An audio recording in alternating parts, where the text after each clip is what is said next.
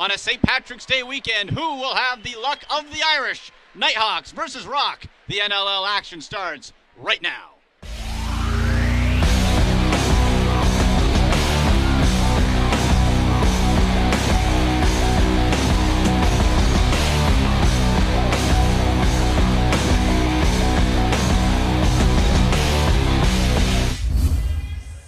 Welcome to the Air Canada Centre in Toronto. The Rochester Knighthawks in town to take on the Toronto Rock. I'm Andy McNamara, alongside former Toronto Rock player, coach, and Team Canada national coach, Mr. Glenn Clark. Glenn, glad to have you in the booth. Thanks. Nice being here, Eddie. Let's get right to it. Big game tonight in the East Division. The Toronto Rock. First two games against the Knighthawks, they got thumped. In Rochester and in this very building. Toronto coming off of a bye week. Prior to that, they got swept out in Alberta. A tough road trip there. However, there is some good news.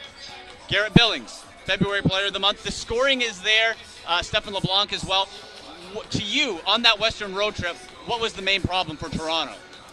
It's a tough road trip, and I mean they had a good showing in Edmonton, and right.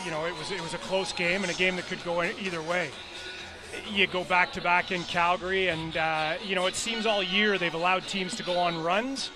They allowed Calgary to get on a run early, and in this league, you let teams gain momentum like that, it's hard to claw your way back. Absolutely.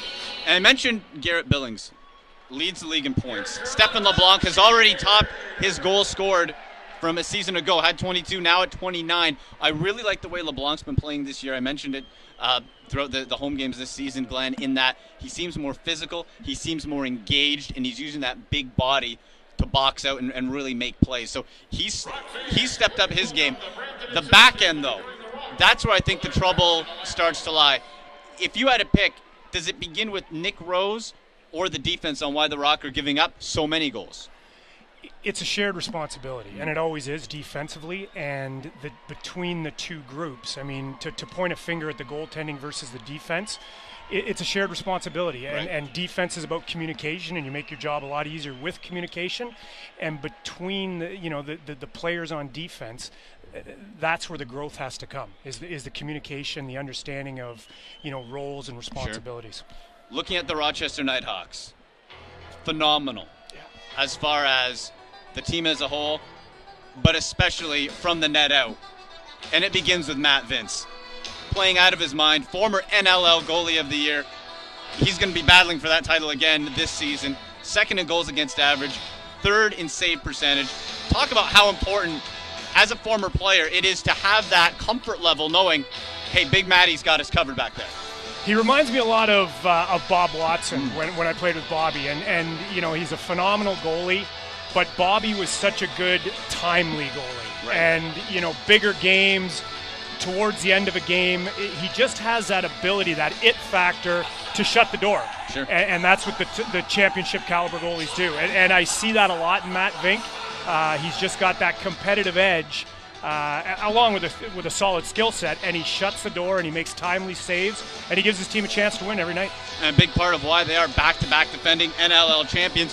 What I like about Rochester, Glenn, is the fact that they have experience and grit combined with a lot of youth that isn't up and coming but are immediate contributors. You have Cody Jamieson, who's going to be wearing the C tonight with Sid Smith as a scratch. Yeah. You have Johnny Powlis, Joe Walters, and you can run down the lineup. As far as offensively, who stands out to you for the Rochester Knighthawks? There's quite a few. I'm a big Dan Dawson fan. Right. Just composure, the way he controls the game, and he's such a leader on and off the floor. I mean, you hear that a lot about players, but Dan has such a composure, such an inclusive nature in a dressing room. He brings everyone along, and he's just such a positive influence with bridging the young players and the veteran players, and his leadership, along with a world-class skill set. To me, he's the guy that makes that offense go. And Dan Dawson, one of the best setup men in the game. And I like that you mentioned unselfish, because he has the skill set to score a whole lot more goals. 51 points on the year, 41 of those helpers. Would you like to see Dan Dawson take more shots and try to get more scoring opportunities, or hey, don't fix it if it ain't broke? Yeah, I wouldn't pretend to tell Dan what to do. I mean, I think he's got a good balance of, if I need to take it to the net, he's such a big athletic body, and he's virtually impossible to stop one-on-one. Yeah. He's so big, he's physical, he's fast, he's got such a good stick. But I think he's found a real good position in that offense where he understands that, he needs the other players as much as they need him. And I think he's found a nice little niche of, putting it on his shoulders when he needs to, but also, on the course of a season, distributing the ball and getting everyone involved. X factors for tonight. Let's begin with the Toronto Rock. What are the one or two things they must do to be victorious and avoid being swept in the season series? I think they have an unbelievable power play, and I think they need to capitalize on that. I mean, traditionally this league is a 1 or 2 goal game, and if you capitalize on specialty teams, I think Toronto has one of the best power plays in the league. I think they've got to be aware of taking care of transition, not letting Rochester get on a roll, transition in between those zones, and if they can do those two things, they're going to put themselves in a position to be successful. Looking at the other side, the Rochester Knighthawks, we know the back end's solid, but what in particular, if you had to mark it down to 1 or 2 points again for the Knighthawks, what do they have to do to make sure the Rock fans go home disappointed tonight? I think they're so good at all the aspects, and it's not a cop-out answer, but I think they have to be what they are. Mm-hmm. They're so solid on D, they're so solid in transition, they're so solid in offense, and it comes down to the discipline, the composure, and playing the game that has made them successful. Because as simplistic as it sounds, they stick to their game plan, they keep their composure, they roll in all 3 phases of their game, and they're tough to beat. Absolutely. We just heard over the loudspeaker, this is Colin Doyle's 200th game as a Toronto Rock member. The last time we were here, he had his 500th goal, I think it was, and he's up to 1,300 plus points. He seems timeless, and you have the big numbers of a Garrett Billings, of a Stephen LeBlanc, and you almost forget about Colin Doyle, but he's a staple.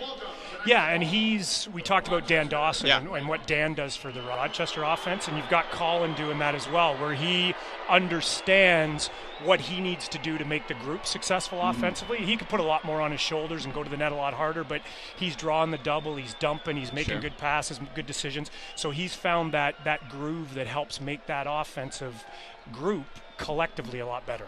Glenn, I want to get your thoughts on the transition game from both of these teams.